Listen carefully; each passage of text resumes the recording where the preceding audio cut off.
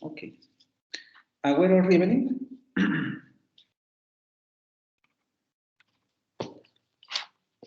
Agüero Rivelin. ¿No? Almanz, ¿no? Álvarez Alvarado. Presente, Álvarez Alvarado, buenos días. Buenos días. Álvarez López. Ángeles Zaragoza. Ángeles aquí, presente, profe. Arredondo Reyes.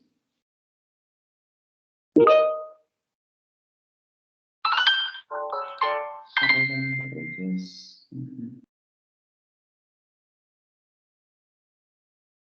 Ok. Becerril Ontiveros. Presente. No recuerdo si me avisó Gutiérrez Rodríguez de su vacuna. Bernal Lucio. Presente. Bernal Lucio, ok. Borjas López, perdón. Presente. Chávez Velázquez. Presente, profe. Cruz de Jesús. Presente, buenos días. Buenos días. Cruz Hernández. Presente, profe, buenos días. Buenos días. Denis Martínez.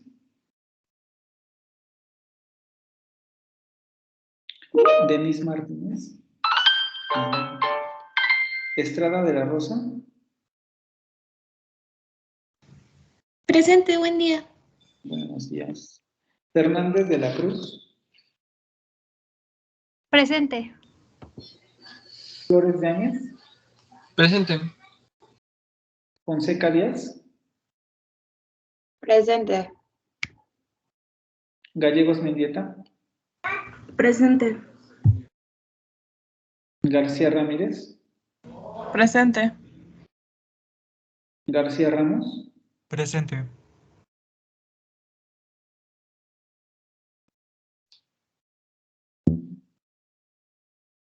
Girón Caballero. Presente. González Cabrera. Presente. González Dávila.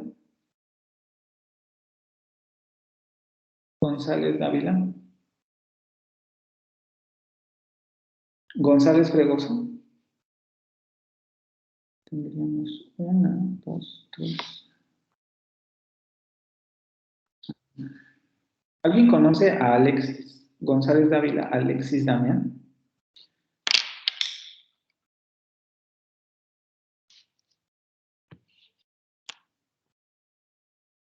¿No? ¿Saben si va a seguir viniendo?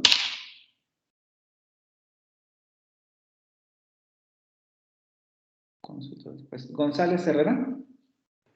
Presente. González Vergara.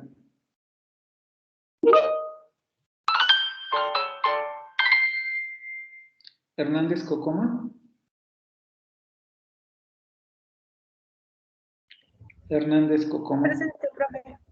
Buenos días, perdón. Hernández Gutiérrez. Presente. Hernández Maldonado. Hernández Maldonado. Presente. Hernández Ruelas. Jiménez Pelayo. Presente. Laurencio Nila.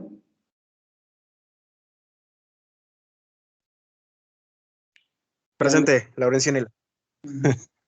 Ledesma Burgueño. López Camacho. Presente. López García. Presente, profe, una pregunta. Es que tuve un inconveniente en la mañana, me acaba de poder conectar apenas ahorita a la clase y no alcancé a subir mi entregable, pero ya lo tengo. Acuérdense lo que dijimos sobre los entregables al principio del cuatri. Sí, lo sé, pero es que pues fue algo de verdad fuera de mi alcance y ya lo tengo. No puedo hacer excepciones. Si me hubieras avisado antes, tal vez. Es que Pero apenas si me pude conectar a la clase y no tenía manera. Fueron varios días, lo siento mucho. Maldonado. Presente, profe. Buenos días. Buenos días. Mandujano Rojas.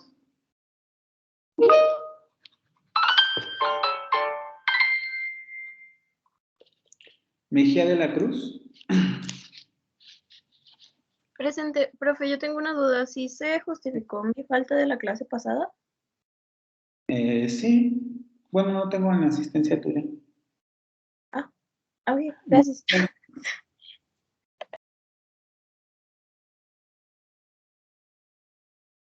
Muitoy Alfaro. Presente. Orozco. ¿Dijo Navarro Orozco? Sí. Presente. Nuño Jauregui. Presente.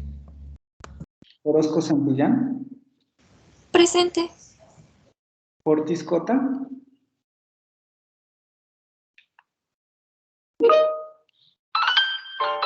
Ok. Tenemos, bueno, tienes, ¿no? 4 faltas. Todavía hay derecho a examen, pero recuerda que con 2 más, el problema sería el examen final. Ortiz Terán. Presente, profe. Osorio Campos. Presente, buenos días. Buenos días. Pichardo Guerrero. Baja. Ramírez Preciado.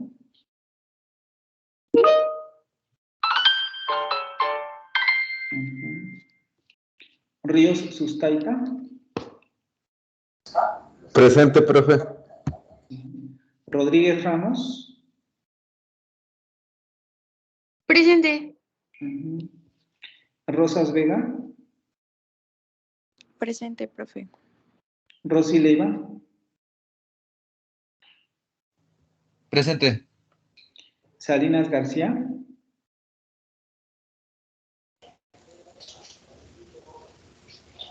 Salinas Presente. Presente. Sánchez Contreras. Presente. Sánchez Rodríguez. Presente. Profe, una pregunta súper rápida. Para el certificado de integridad académica y prevención de plagio, ¿dónde nosotros deberíamos de subir el certificado? Porque hablé con el director académico y me mencionó que tendríamos oportunidad todavía. Sí, lo voy a activar otra vez. Aguántenme. Ok. Tengo que activar antes del examen y yo les aviso. Justamente ahorita voy a hablar de ustedes sobre eso, perdón, porque sí es importante el asunto. Creo que en realidad pocos son los que tienen problema con eso, pero lo voy a volver a activar para que lo subas. Lo que pasa es que lo programé hasta no me acuerdo si el 15, porque era la fecha que me han dado, pero por eso se desactivó el entregable, pero lo voy a volver a activar. Súper bien, gracias. Santana Melo.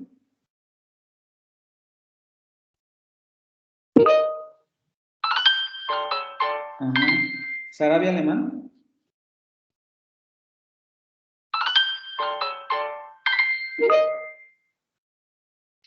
Tamayo Cervantes. Presente, profe. Tlapalamax Sola.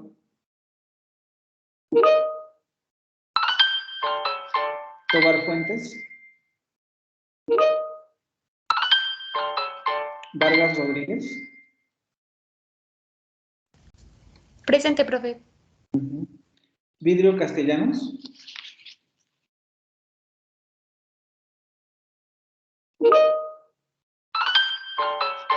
Vivaldo Campos.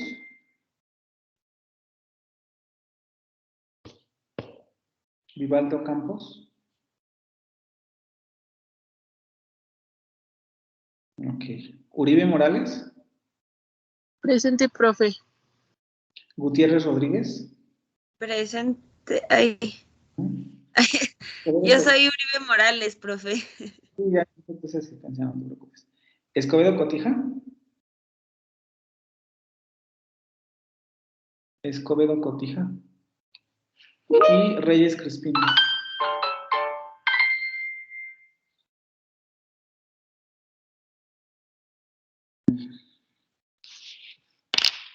Ok, con Reyes Crispín ya tendríamos un problema para la aplicación del examen. Bastante serio. A ver, varias cositas. A ver, chicos, yo por eso justamente dejé las reglas en claro desde el principio con relación a los entregables. Justamente para no tener que ser grosero en ese aspecto y decirles, no les voy a volver a abrir el entregable. Por eso puse reglas claras desde el principio y lo saben. Entonces, por eso no lo voy a abrir.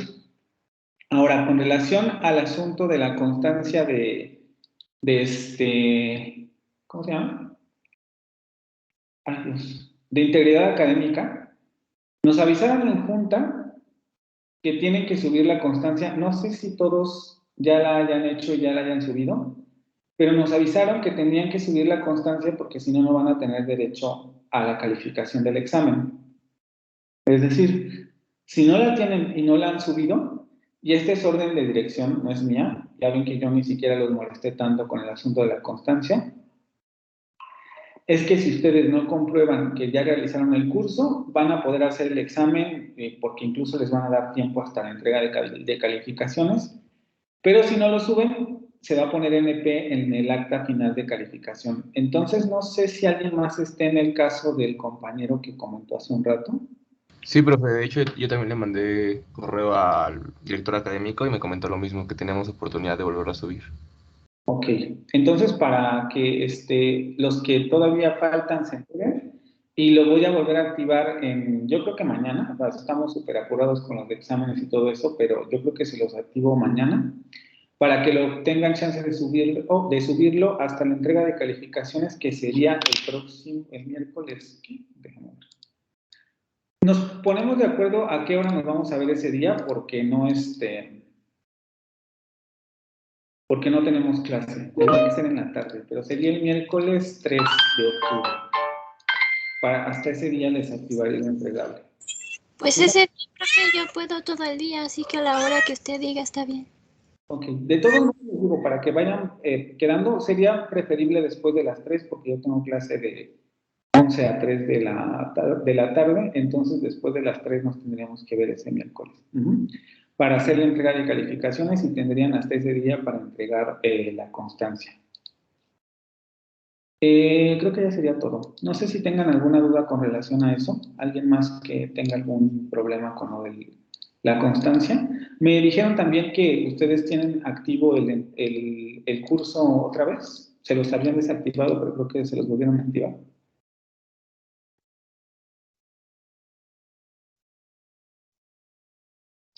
¿No? Sino para pasar a esto, porque tenemos que avanzarle antes del examen. Vamos a terminar de realizar este ejercicio. El primer texto, ya falta poquito. Teóricamente también ya ustedes realizaron este ejercicio o lo que restaba del ejercicio en su casa. Nos quedan 2, 3, 4 párrafos.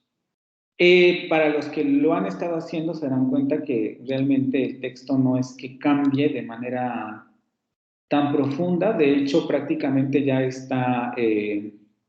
desde aquí ya podemos definir el tipo de texto que tenemos, porque lo que sigue es un poco como reafirmativo, pero sí me gustaría que lo hiciéramos porque la siguiente presentación que vamos a revisar, vamos a recuperar algunas cosas de este texto y vamos a hacer el siguiente con lo que vamos a revisar en la siguiente presentación.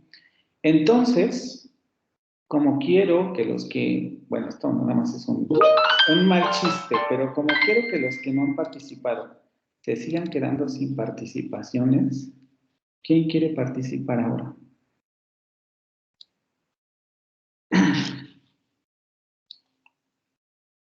¿O seguimos quedándonos sin participaciones? ¿Alguien que se aviente?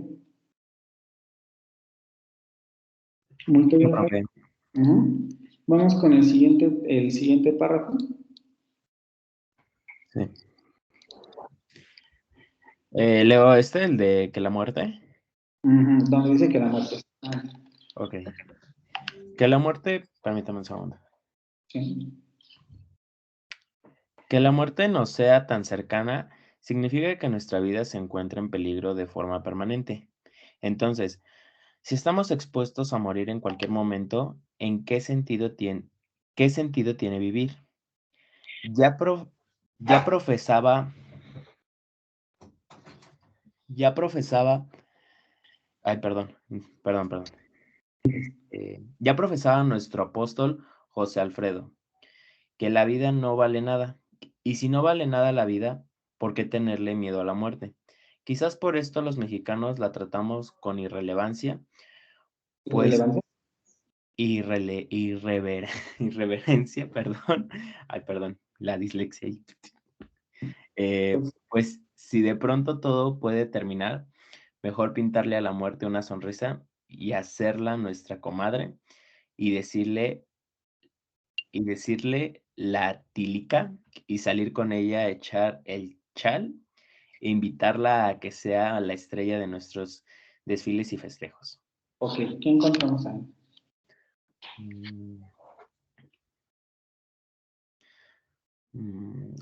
Distintas palabras que son su significado complicadas, ¿se podrían decir? Las palabras serían complicadas. Ok, pero con relación a lo que acabamos de decir, o sea, porque digo, sí, pero suena una obviedad de decir, encontramos palabras, pero ¿qué encontramos con relación a los contextos, a la función, al tipo de receptor que está creando el autor? ¿Qué puedes decir acerca de eso? ¿Seguimos en la misma tónica? Hay que recordar un poco lo que habíamos visto anteriormente, ¿no? Había una contextualización histórica en el sentido de que el autor estaba generando contexto para darnos, para dar argumentos, lo estaba utilizando como una argumentación muy endeble y en muchos sentidos ni siquiera se considera una argumentación sólida, pero de alguna forma lo estaba planteando como argumentación para que nosotros aceptáramos la tesis de que tenemos una relación dual con la muerte, ¿no? Entonces estaba generando contextualización y luego daba comienza a dar conclusiones, ¿no? Por eso los mexicanos no susurramos cuando nos referíamos a ella por su nombre. La muerte no nos es ajena, es un miembro más de la familia que vive en nuestras casas y comparte nuestra mesa. Vean cómo hasta cierto punto está presentando conclusiones y de hecho está ocupando marcadores discursivos de tipo lógico, en el sentido de que, por lo anterior, entonces esto. Por todo lo anterior, nosotros esto. Ok. Después pasa a este párrafo. ¿Qué está haciendo en este párrafo?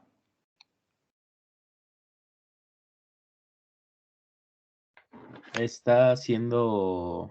Es que, bueno, no sé si estoy bien, pero se puede considerar como un contexto retórico. ¿En qué sentido retórico? En la forma en que en la forma en que expresa las palabras. Por ejemplo, de que la hagamos nuestra amiga para que para echar nuestro chal. Salir con ella, echar nuestro chal y Ok, a ver. No estás en el texto, ¿no? Incluso les pido que si quieren abran el texto para participar. Pero si yo te dijera, ¿desde dónde a dónde tengo que subrayar para hablar de ese contexto que por ahora llamas retórico? ¿Hasta dónde sería? ¿O de dónde a dónde? A ver, ya lo marco.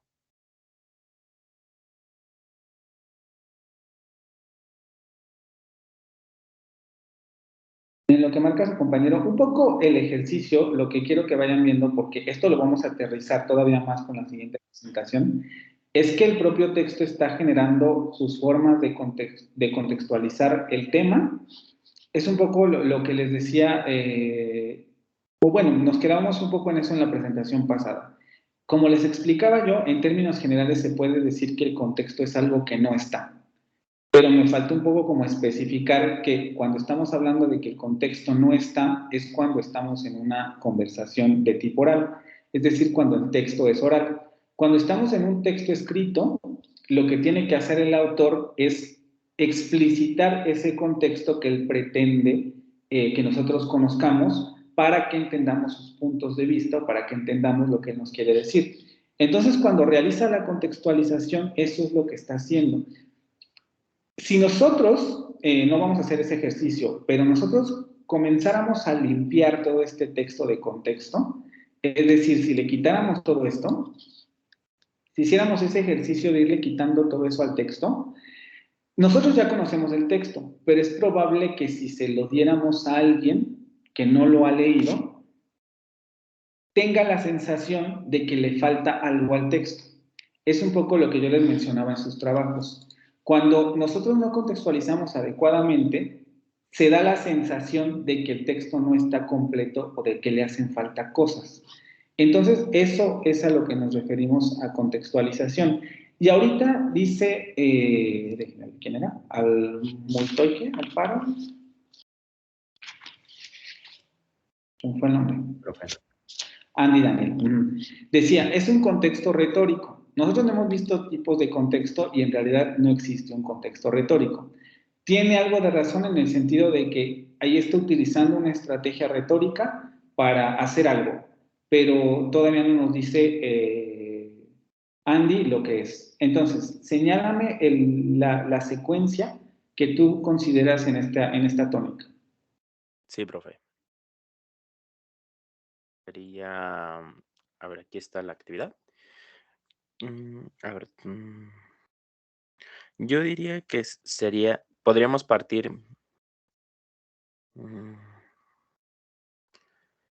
Ay, es que tengo miedo de regarla. No, pues eso se trata, ahorita corregimos, no te preocupes, donde agarres. De lo que yo mencioné como como retórico, exactamente. Retórico. De aquí. Ok, ¿hasta dónde? Hasta aquí. No, ay, ya la regué. Okay. Ya la regué, profe, ya la regué. Cálmate, a ver, cálmate. Ok, tú dices, eso es un contexto retórico, ¿no? Les digo, no es que exista un contexto retórico. Efectivamente está apelando a la retórica o está utilizando la retórica, pero empieza desde aquí. Esta es el primer elemento retórico que hay aquí es este. Vamos a ver, o sea, todo el texto está construido en figuras retóricas, porque pues nadie aceptaría de buenas a primeras que la tílica es la muerte y que nos echamos un chal con ella, ¿no? Está ocupando metáforas, es una metáfora que los mexicanos nos ocupamos siempre, entonces no hay ningún elemento sorpresivo ahí. Y luego dice, ya profesaba nuestro apóstol José Alfredo, vean el juicio de valor ahí, nuestro apóstol. Yo no sé si hacemos un sondeo, ¿cuántos de ustedes conocen a José Alfredo Jiménez? ¿Todos lo conocen? No, ni idea. ¿Todos conocen a José Alfredo Jiménez? Entonces no es tan apóstol, ¿no? Vean cómo ahí ya está con su juicio de valor. Ya profesaba nuestro apóstol José Alfredo Jiménez.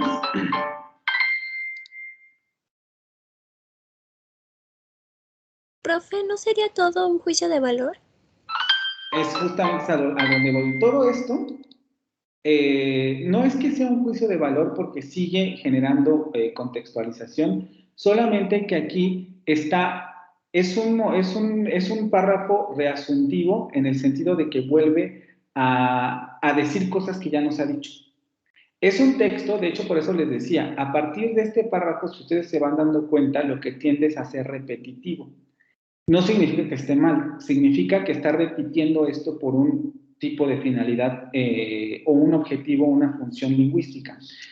Porque incluso si ustedes ven aquí, esto es otra conclusión, ¿no? Ya nos dijo todo lo anterior y entonces podemos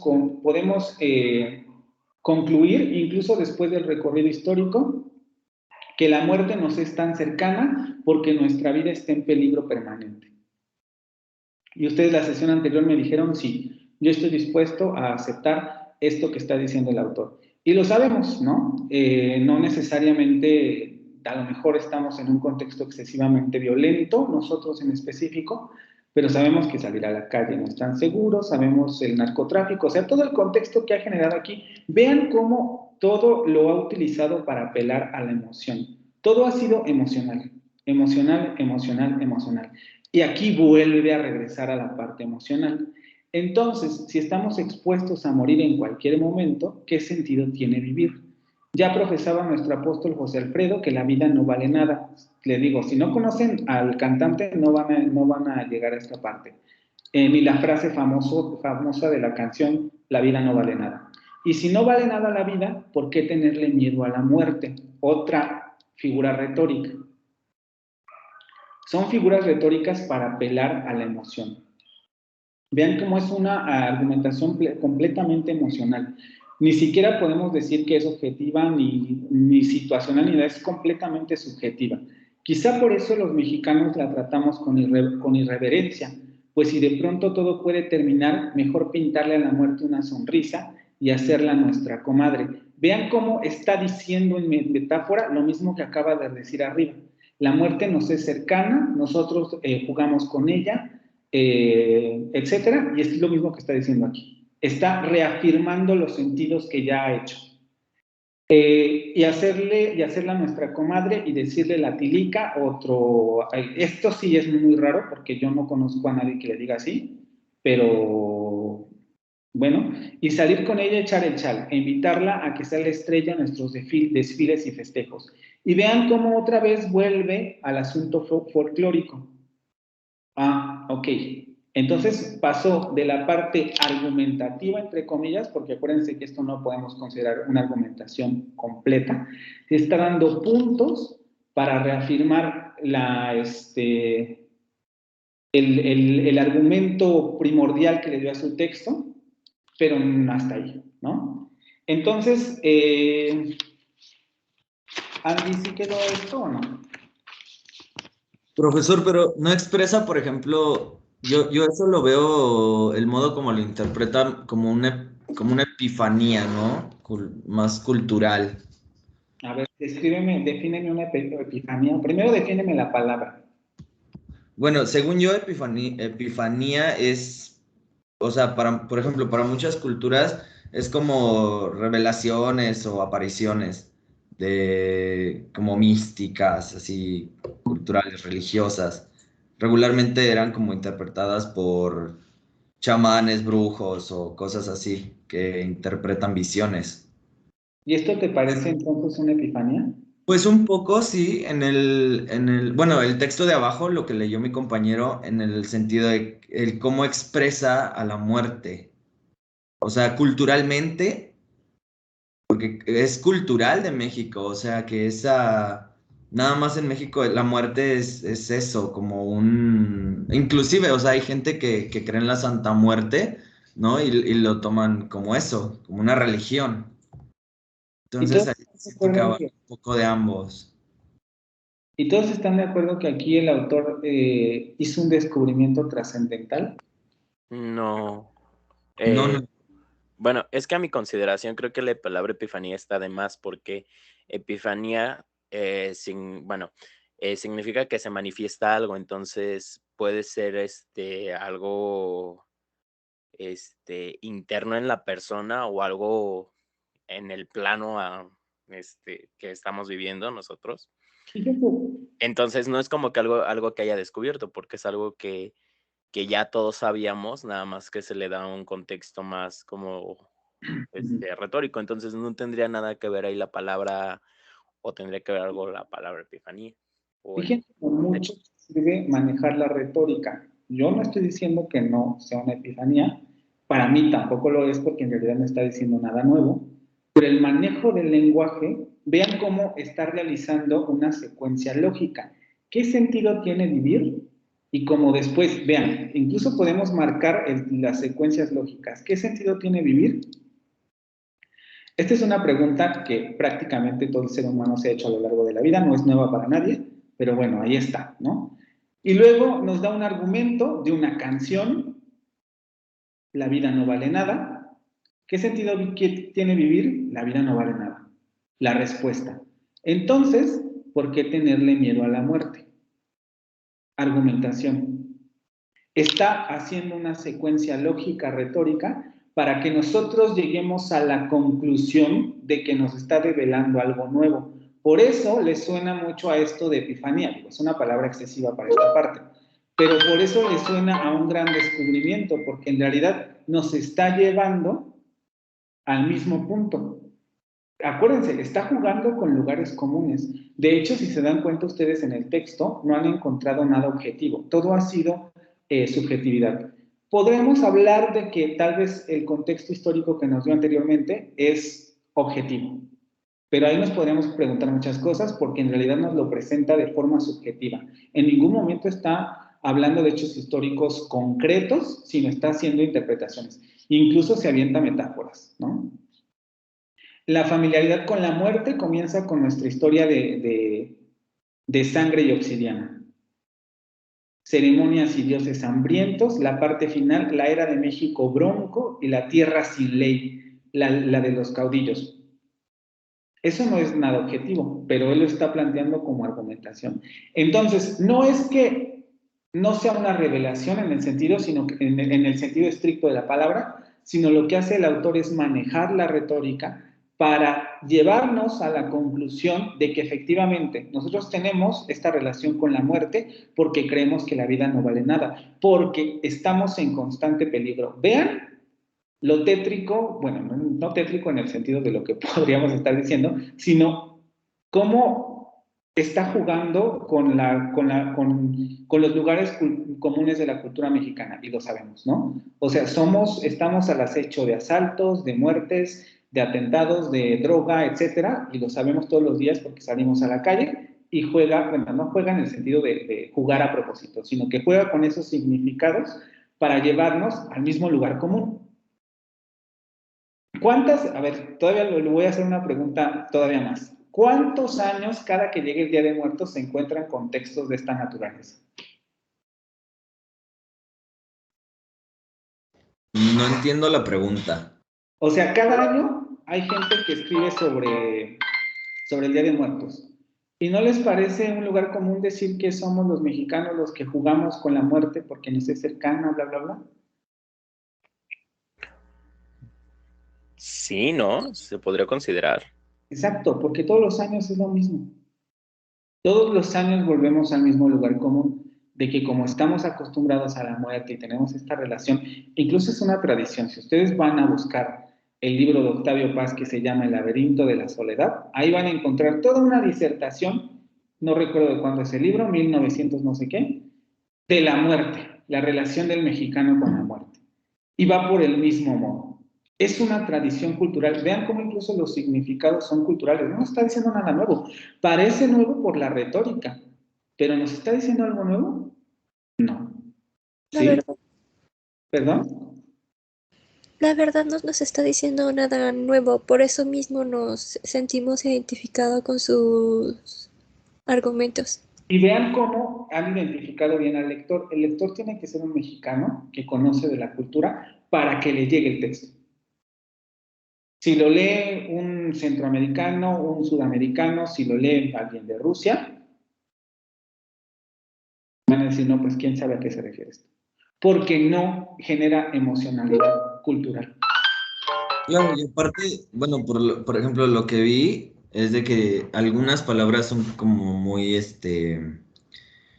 o sea, como muy locales. Eso es a lo que se refiere, ¿no? O sea, por ejemplo, tílica no existe en otro idioma. O sea, también maneja un lenguaje muy cultural en cuestión México.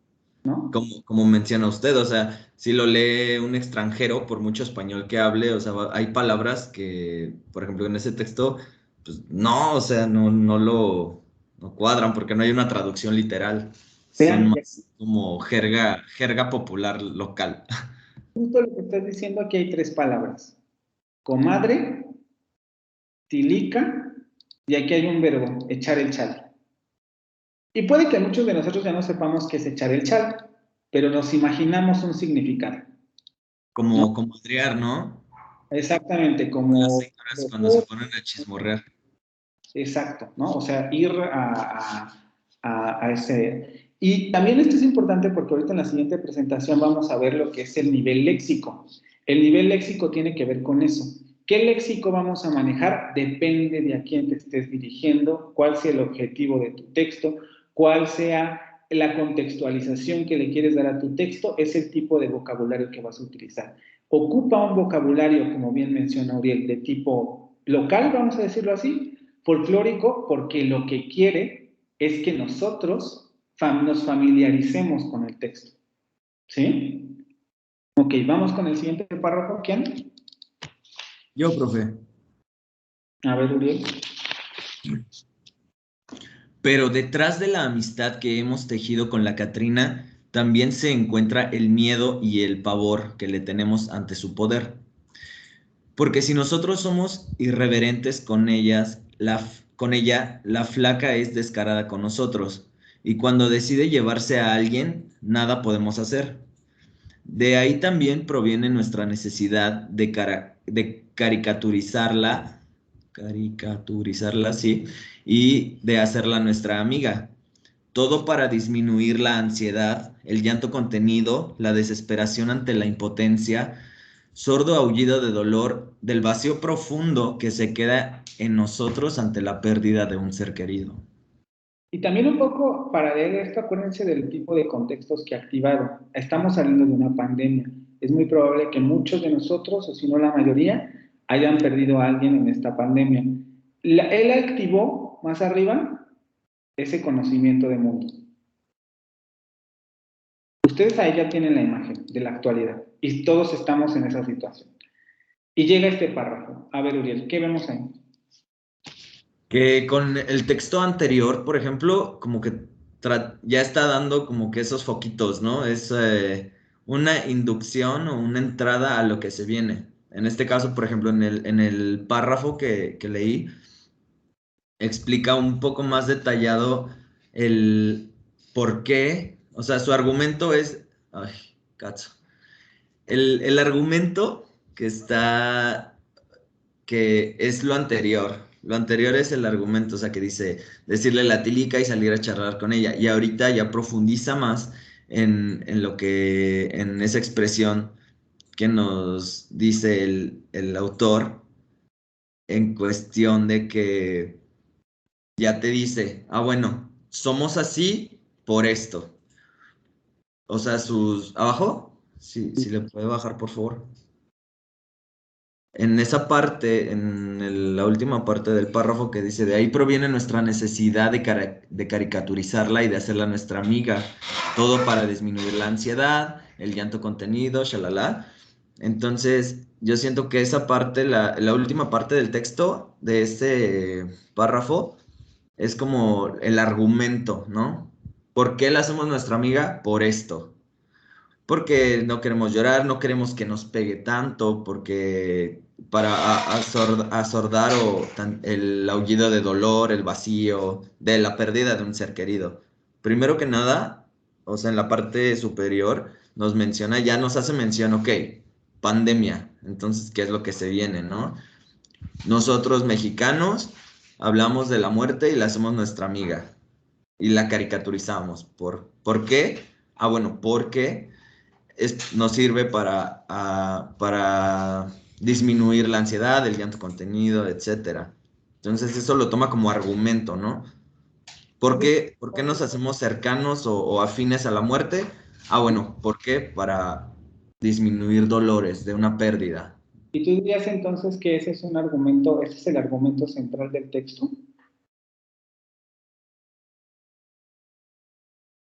Bueno, ¿perdón? ¿Tú dirías que ese es el argumento central del texto? De ese párrafo. Ok. Vamos por partes, porque tienes razón, pero hay que regresarnos un poco más. Vean, otra vez volvemos al asunto de las repeticiones. Primero, aquí nos da dos cosas importantes. Vean, aquí arriba. Son dos conclusiones que él pone en distintos párrafos, pero que da ahí, en las partes anteriores a esto. Por eso los mexicanos no susurramos cuando nos referimos a ella por su nombre. La muerte no nos es ajena. Primera idea. Que la muerte no sea tan cercana significa que nuestra vida se encuentra en peligro de forma permanente.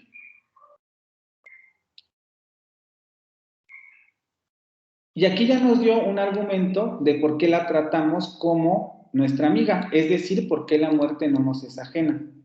Hay una pauta explicativa, vamos a decirlo así, de ese primer elemento que nos pone arriba. Y después dice, pero detrás de la amistad que hemos tejido con la Catrina, también se encuentra el miedo y el pavor que le tenemos ante su poder. Vean cómo vuelve a repetir la misma idea de aquí arriba. Y es algo que ya nos había dicho, ya lo dijo aquí, si no me equivoco, ya lo dijo por acá.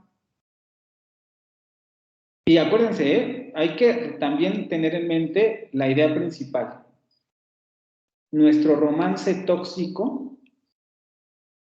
¿Qué es tener un romance tóxico? Ustedes que tienen romances tóxicos todos los días. ¿Qué significa eso? Se puede Pues considerar O una relación dañina, ¿no? ¿Y qué es una relación dañina, según los... es que como que todos tienen diferentes tipos de tóxicos, ¿no? Por ejemplo, yo soy una persona como que muy liberal. No, o sea, no liberal de que deje pues andar con quien, o sea, no una relación obviamente abierta, sino mi tipo de liberal es como que, ay, pues no me tienes que avisar si sales o no, o sea, para mí, voy a decir lo que, como yo, o sea, yo siento que no soy tóxica, porque, o sea, yo dejo, no que deje salir, pero no tengo problemas si salen y no me dice o que tenga que estar a cada rato contestándome mensajes y así, porque pues uno debe de entender que pues la persona se ocupa, ¿no? No está todo el tiempo ahí pegando al celular. Entonces, por ejemplo, para mí pues tóxico es que se enoje porque no contestas mensajes. Ay, no, que es que no, me tienes que avisar cuando salgas. O está bien que avises nada más por cualquier cosa, pero no como tal pidiendo permiso. Ok. Para mí esa es una relación tóxica. Otro concepto de tóxico. No es que esté mal, sino que vamos a ver si logran ver lo que está jugando aquí el autor. ¿Algo más? Una forma de ser tóxico es, por ejemplo, bueno, un ejemplo de relación tóxica sería como que quieres manejar a tu pareja a tu antojo sin que esa persona tenga derecho a hacer algo. Por ejemplo, eres muy celosa o por más que te haga daño, ahí sigues. Ok, ¿y no se dan cuenta que más o menos en eso va el texto? Sí. Sí, o sea, en la ambivalencia entre yo quiero a la muerte, la amamos, entre comillas, porque jugamos con ella, pero nos da miedo. Hace daño. ¿No? Vean cómo comienza a dar los argumentos justamente de esa relación tóxica. Primero dice, la muerte no nos es ajena, la tenemos muy cercana. Pero detrás de la amistad nos da miedo y pavor. Porque si nosotros somos irreverentes con ella, si le contestamos, la flaca se desquita con nosotros y decide llevarse a alguien y nada podemos hacer. Ahí está el juego de la relación tóxica. Vean cómo no está dando un argumento tampoco nuevo. Sigue en la misma dinámica de lo de arriba, reafirmando la idea original. De ahí también proviene, aquí está dando causas, claro, nosotros tenemos esta relación con ella. De ahí proviene nuestra necesidad de caricaturizarla y de hacerla nuestra amiga. Otra vez vuelve a la idea de somos familiares con ella. Y vean cómo todas las repeticiones, ojo, yo no digo que por eso es muy importante lo que vamos a ver en la siguiente presentación, porque yo les decía en su texto, hay que evitar repeticiones, sí. Y si las vamos a utilizar, hay que saber utilizarlas. También hay que pensar, todavía no sabemos en dónde está el texto, pero podría ser que el autor esté cubriendo cuota de espacio. Si está cubriendo cuota de espacio, ¿por qué no seguir reafirmando la idea de otras maneras, tratando de generar más contextualización? De ahí también proviene nuestra necesidad de caricaturizarla y de hacerla nuestra amiga. Todo para disminuir la ansiedad, el llanto contenido, la desesperación ante la impotencia. Prácticamente es alguien que golpea a alguien, pero ahí sigue, ¿no? Una relación sádica. Sordo aullido de dolor, del vacío profundo que se queda en nosotros ante la pérdida de un ser querido. Y vean cómo todo sigue siendo repetición de ideas. O, dicho de otra manera, no hay nada nuevo bajo el sol de este texto. Solamente está explicando las dos ideas principales que ya he puesto aquí arriba. Nuestra relación es tóxica con la muerte porque no nos es ajena, la conocemos todos los días y a través de toda la historia, pero como la vida no vale nada, y nosotros ya sabemos que la vida no vale nada, pues ¿por qué no hacerla nuestra amiga, o dicho en términos tóxicos, nuestra amante? Y luego pasa a explicar cada uno de estos elementos. ¿Vamos bien? Sí, profe. ¿Sí se habían fijado de todo esto cuando leyeron el texto? Bueno, probablemente no, pero ¿algo se habría asomado por ahí o no? La verdad sí lo entendí, nada más que sí se me dificultaba un poco, como si se identificarlo. Pero sí lo entendí esencialmente lo que quería decir el autor. Clase y los demás. Yo cuando la leí sí sentí que repetía mucho que eran amigas, o sea, yo sí sentía que repetía constantemente sus argumentos de que ¿por qué tratamos a la muerte como nuestra amiga? Yo cuando lo leí, pude detectar que el autor nos quiere dar a entender que tenemos un lazo muy cercano con la muerte. ¿De qué manera? Pues nos los va narrando en cada párrafo, pero como lo principal podría ser que tenemos un lazo muy cercano con la muerte. Y con lo que íbamos viendo, ya vimos que el lector tiene que ser un mexicano promedio que conoce de cultura mexicana. En términos de la función del texto, ¿cuál creen que es el objetivo del texto? Hasta ahorita con lo que llevamos. Bueno, yo en lo personal, a mí no me gustó mucho el texto, porque la mayor parte del texto se la pasa argumentando por qué la relación con la muerte es tóxica, pero ya para los párrafos finales después la pinta como si fuera buena. Pero ¿cuál sería el objetivo del texto? O sea, tú leyéndolo, ¿qué crees que es lo que el autor quería? Tal vez expresar el punto de vista, ¿no? ¿Algo más? Podría ser recordarla.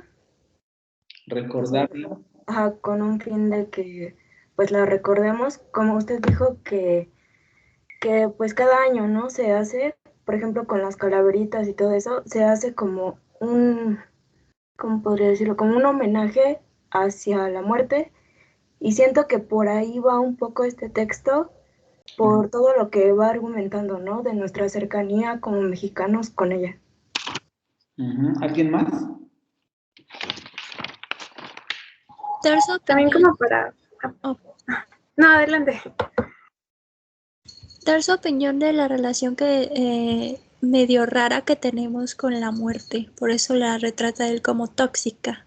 Ok, eso sigue siendo tema. Función. ¿Qué objetivo creen que tiene el autor para... Incluso ustedes ya leyeron el texto sobre estas partes. ¿Qué función cree que tiene el texto? Lo vamos a ver en la presentación, pero ustedes teóricamente ya leyeron la lectura, ya hicieron el análisis de ese texto. ¿Qué función podría tener este texto? ¿Seguimos pensando que es un artículo de opinión? Sí. Okay. ¿Todos los demás están de acuerdo en que es un artículo de opinión? Pues es que intenta como convencernos, ¿no? Que las cosas son así. ¿Y entonces cuál es su propósito? ¿Convencernos? ¿Nos tiene que convencer de todo eso? Sí, como que está mostrando la cultura, ¿no? Más o menos. Ok, podríamos hablar de que es todos los textos en general reafirman la cultura, porque cualquier texto que ustedes encuentren de español mexicano en cualquier época va a reafirmar la cultura mexicana, de cualquier manera. Pero podríamos decir que sí, una de las funciones del texto es reafirmar la cultura, pero ¿qué más? Describir. Más allá. ¿Por qué ocupa tanto el lenguaje metafórico? ¿Qué quiere hacer?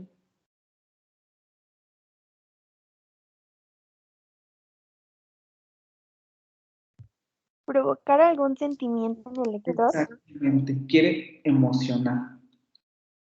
Quiere emocionar y además quiere inducir a la reflexión. Es un texto de tipo reflexivo. Está reflexionando sobre la muerte y quiere que ustedes lo lean para que surja esa emoción en ustedes. Por eso yo les preguntaba, cuando llegamos a esta parte, ¿quién está dispuesto a aceptar su argumento? Y todos me dijeron, sí, yo. Y después continuó, y díganme ustedes, digo, ya porque lo analizamos y todo, pero si no lo hubieran analizado, ¿quién seguiría con su argumento? Es decir, ¿todavía seguirían aceptando lo que dice? ¿A nadie le despertó ninguna emoción cuando lo leían? Es decir, lo leí para la materia y se me A mí sí. A mí sí me despertó emociones cuando lo leí. De hecho, me gustó mucho. ¿Alguien más? Vean cómo, si ustedes leyeron el otro texto, no es lo mismo. El otro texto tiene otra función. ¿Andy? Sí, como tal no hay emociones, pero sí te causa algo la lectura al leer cómo lo desarrolla. O sea, sí te da esa sensación como de, ok, no estás leyendo por leer, o sea, como un texto normal, sino como algo te está generando, sientas o no, algo está generando la lectura. Exacto, es un texto de tipo apelativo, quiere apelar a su emoción. Incluso por eso utiliza cosas muy reales, ¿no? Pandemia, víctimas de delincuencia, narcotráfico. Luego llega esta parte de la canción. Les digo, si ustedes no conocen a José Alfredo Jiménez, aquí no les digo nada. Pero los que conocen a José Alfredo Jiménez saben a qué se está refiriendo. Y sobre todo si se ponen a reflexionar en esa canción. ¿Sí? Utiliza recursos culturales para mover a la emoción. Nostalgia, exactamente. Trata de llevarnos a ese punto. Porque además también de qué se trata que alguien se muera. Piensen en eso. De la nostalgia, de que ya no están aquí. Esa es la tónica del contexto. Vean, por eso es tan importante los contextos. Del contexto situacional del México de hoy. Porque en una semana llega Día de Muertos. Y ya sabemos lo que se avecina. Por eso el texto nos pega más. Si yo les pusiera a leer esto en Navidad, ¿ustedes creen que tendrían la misma emoción? No. Pues sí, porque es Navidad, es una fecha importante para estar en familia. Pero si les hablo de la Calaca, de la Catrina y ¿ustedes creen que eso les mueva en eso? ¿No les parece que en esos días a lo mejor les voy a hablar de los Reyes Magos, de la cena de Navidad, del 24, de cómo nos juntamos todos en familia para moverlos a la emoción, más que esto? Sí, yo creo que se enfocaría más en ese tipo de cosas, ¿no? Como en la familia y en temas más de reuniones. Exactamente, más contextualizados. Por eso es tan relevante estas partes, les digo. No es un ejercicio ocioso porque quiero que se den cuenta cómo un texto es algo más complejo de solamente sentarse a escribir. Hay que pensar en todas estas cosas. Solamente vamos a leer la parte final para pasar a la presentación y luego regresamos a los textos otra vez. Si no nos da tiempo hoy, en la siguiente sesión. Pero la dientona sonríe con picardía y nos dice que ella solo hace su trabajo, pero no es nuestra enemiga. Luego nos abraza, vean otra vez relaciones tóxicas, con cariño, y entonces la calaca deja de ser la muerte y se transforma en un símbolo de vida. De pronto nuestros muertos se llenan de poderes mágicos. Vean cómo vuelve al folclore. Vamos a la tradición del Día de Muertos. De pronto nuestros muertos se llenan de poderes mágicos y vuelven del más allá, y los llenamos de ofrendas y de flores y de fotos, y de sus objetos favoritos. Les encendemos veladoras, pero no rezamos por sus almas, les rezamos directamente a ellos, están vivos. Y le pedimos que nos cuiden y que nos ayuden, y recordamos sus anécdotas, vean la nostalgia que mencionaba por ahí, sus anécdotas, eso, y nos dan sus bendiciones, y luego derramamos unas lágrimas de nostalgia, y de pronto volvemos agradeciéndole a la pelona por abrirnos la puerta para hablarles. Así los claroscuros del romance de los mexicanos con la muerte, claroscuros porque estamos en una relación tóxica entre lo bonito y lo terrible. De amistad, de broma y de complicidad, de recuerdos y reencuentros, de irreverencia y de respeto, de espera, nostalgia y misterio, de festejo, orgullo y tradición, de pan, chocolate y tamalitos, de identidad y de magia, de principio y de fin, de presencias en ausencias, de alegría y de dolor, de trascendencia y de duelo, de temor y de esperanza, Se aproxima la huesuda con su sonrisa irreverente y sus pomposas flores y vestidos. Con ella carga un canasto en el que nos tiene envuelto el regalo de traer a nuestros muertos a la vida. Brindémosle hoy honor a semejante señora. Gracias, flaca, por ayudarnos a vivir. Y vean cómo finaliza, como si hubiera escrito una carta. Como poético, ¿no? Exactamente. Por eso yo les decía, los géneros no son estables. Podemos jugar con ellos, pero para jugar con ellos tenemos que conocerlos. Es, para ya ir aterrizando, es un artículo de opinión en el Universal, por algo el señor está escribiendo ahí, y le dan la oportunidad de escribir un texto de esta naturaleza para reflexionar, pero jugar con los géneros. Lleva mucho tiempo trabajando en un periódico, sabe cómo utilizarlos y entonces se da el permiso. Ni siquiera podemos decir que el texto es una carta, pero vean cómo finaliza. Ya no se está dirigiendo a nosotros, ahora se está dirigiendo a la muerte. Incluso para reafirmar todos los sentidos que ha hecho, se posiciona él como emisor hacia la muerte, como si nos representara a todos, ¿no? Todos hablamos con la muerte, porque es mexicano. Y reafirma las tradiciones culturales. Ya nos emocionó, ya estamos listos para poner la ofrenda, porque ya nos puso en contexto. ¿Sí? ¿O no? Qué fuerte. ¿Todo bien? Está bien denso. ¿Sí les gustó este análisis o les pareció muy... Sí. Sí, por la manera también que nos explicó de que cómo se puede ir jugando con los textos que no tienen como con una línea recta, sino se puede ir jugando. Exactamente. Y vean cómo la función, los contextos, la disposición de la información, etcétera, todo se va construyendo en el texto. El texto es el que construye todas esas cosas, porque no estamos hablando con el autor, ni siquiera lo conocen, ni saben cómo se llama.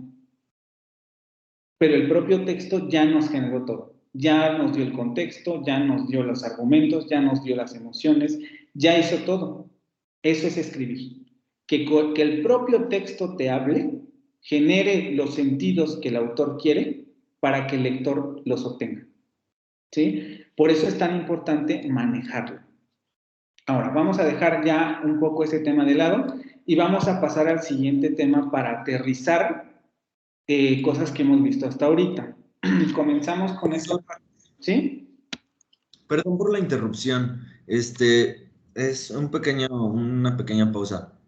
Dentro de esta semana he tenido muchos problemas últimamente con la conexión a internet y ya, bueno, supe que es porque están instalando la fibra óptica y todo eso dentro de aquí de la colonia. Y ahorita ya vienen los chicos a meter la fibra, entonces me voy a tener que desconectar. ¿Hay algún problema con eso? ¿Alguna información? ¿Cuál es tu nombre? Álvarez Alvarado. Ah, ok. Sí, no te preocupes, nada más con saber tu apellido para no pasarte. Aunque ya nadie va a participar, pero no te preocupes, está bien. ¿Mandé? Sí participé. Dije todo, el examen va a ser el próximo viernes y el martes vamos a seguir trabajando con esto. No hay ninguna información trascendente ya después de esto. Ok. Sí, pues una disculpa. De todos modos, al rato que ya tenga oportunidad voy a ver la otra hora de la clase, pero sí quería mencionarlo, o sea, más que nada para que no, por si hay alguna información trascendental en lo que vaya a decir o así. Sí, no te preocupes, nada más va a ser el tema y ya lo checas después, ¿vale? Pero yo participé. Muchísimas gracias. Ok, entonces continuamos con el tema, comenzamos con, ya saben, nuestro momento Unitec. A través de la educación queremos despertar en nuestros estudiantes una actitud favorable hacia la eficacia que les sea útil en su desarrollo personal y en su vida dentro de la comunidad.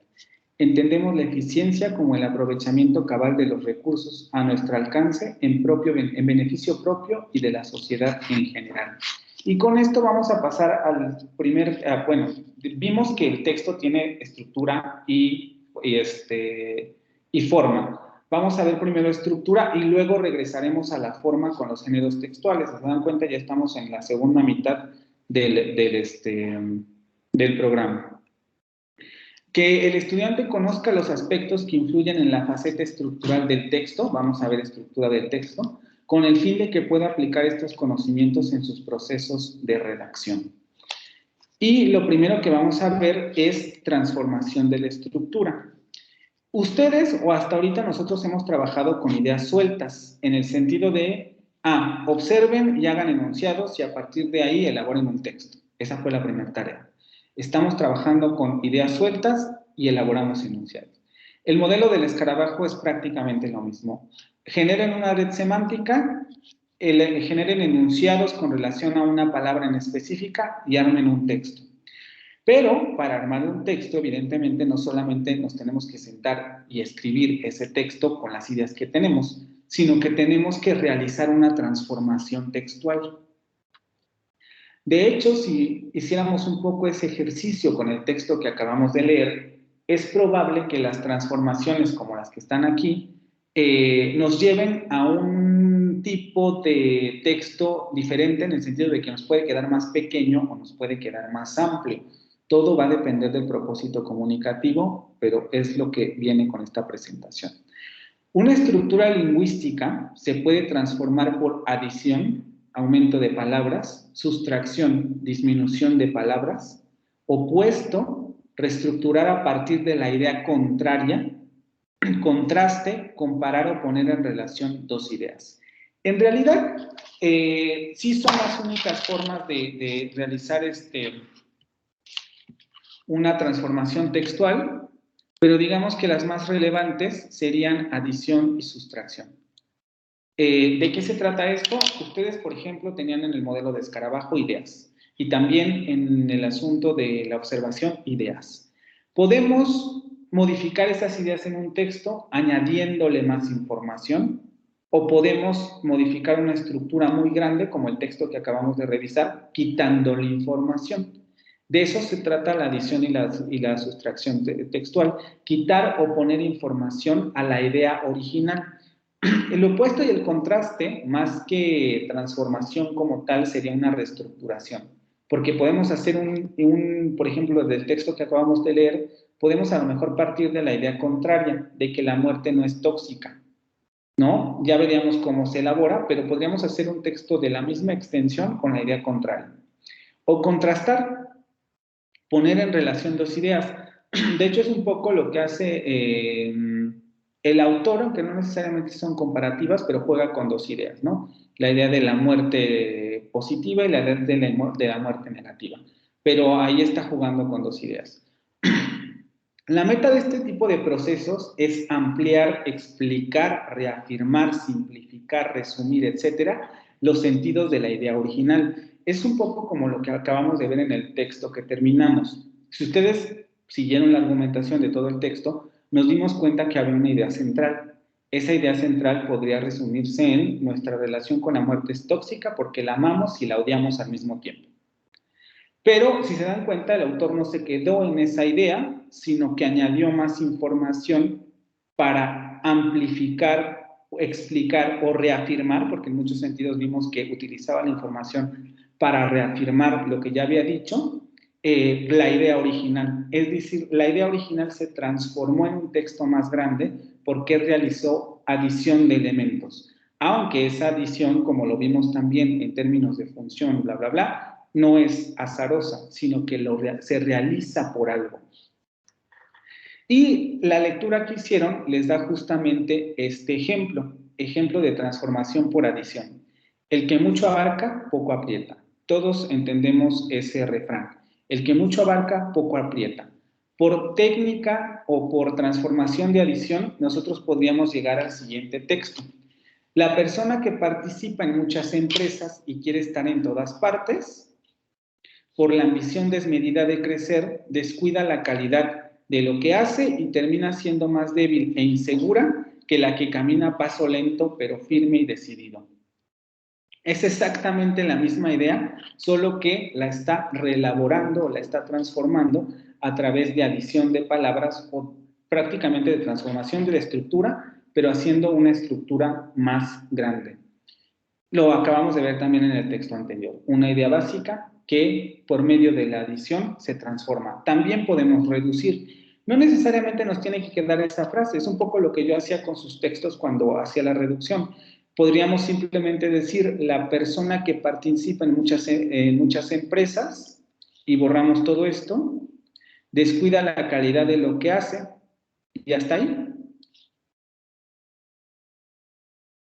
Y estamos más o menos en la misma idea, pero con menos palabras. Ya no llegamos a la misma frase, al mismo refrán, pero llegamos a una frase mínima y con la idea original.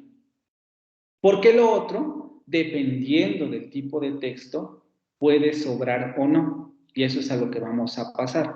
Que la transformación de un texto que se realiza por estos procedimientos, no vamos a ver todos porque no nos da tiempo en el sentido de ejemplificarlos, si añadimos o quitamos texto, o contrastamos, o ¿cuál es el otro? O trabajamos por opuestos, no se realiza solamente porque sí.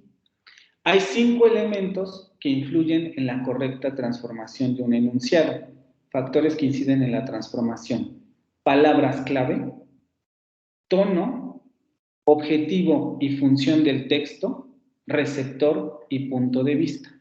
Algunos de estos ya los hemos visto con la presentación anterior, otros son nuevos. Pero estos son los 5 elementos que vamos a ver ahora. El primero sería el asunto de las palabras clave. Esta parte lo pueden utilizar tanto como para análisis como para transformación del texto. Y en muchos sentidos se refiere a el tipo de base estructural que nosotros vamos a escoger para transformar el texto, dependiendo de la idea. Es un poco como esta frase: ¿qué tipo de idea quiero yo? Aquí no hay mucho de dónde escoger, porque en realidad solo tenemos una oposición de ideas, ¿no? Yo tengo mucho abarca y poco aprieta. Y esas 2 ideas fundamentales yo las puedo transformar por medio de las palabras clave. Estas palabras son clave, entonces con base en ellas yo voy a comenzar a trabajar la transformación del texto metiéndole cosas. Pero si tuviéramos una idea más grande, no se me ocurre ahorita ninguna, a lo mejor como esta de aquí, tal vez yo tendría que escoger otro tipo de perspectiva para hablar o para transformar el texto. Es un poco el ejemplo que les da después el autor. Ahorita pasamos a ese. Entonces, es una estrategia que sirve para determinar la base estructural de un texto, ya sea del original o del transformado. Yo puedo determinar la base estructural, que también es algo que ya hemos hecho de manera práctica, de un texto, o el que yo transformo lo puedo transformar con base en una base estructural previamente seleccionada. Las palabras clave refuerzan el sentido y el valor comunicativo de un texto. De hecho, en muchos sentidos, por eso les decía, las repeticiones no son malas por sí mismas.